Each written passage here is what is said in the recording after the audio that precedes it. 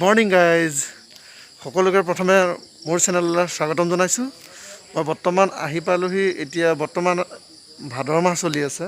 মই এতিয়া বৰ্তমান পাইছোঁহি মহাপুৰুষ শ্ৰী শ্ৰী মাধৱদেৱৰ স্থাপিত ঢেকীয়াখোৱা বৰনামঘৰ।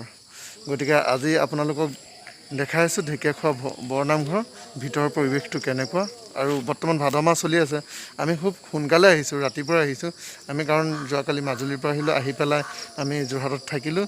যোৰহাটত থাকি আমি ৰাতিপুৱা মোৰ লগৰ এজন ভকতে আহিছে, সেইজন মোৰ লগতে আছে আৰু তেখেতে শৰাই বস্তু লৈছে। আমি ভিতৰত শৰাই দিব যাম, আপোনালোকক গোটেইখিনি দেখাই আছোঁ। ভিডিঅ'টো চাই থাকক শেষলৈকে, মই সকলো দেখাই আছোঁ।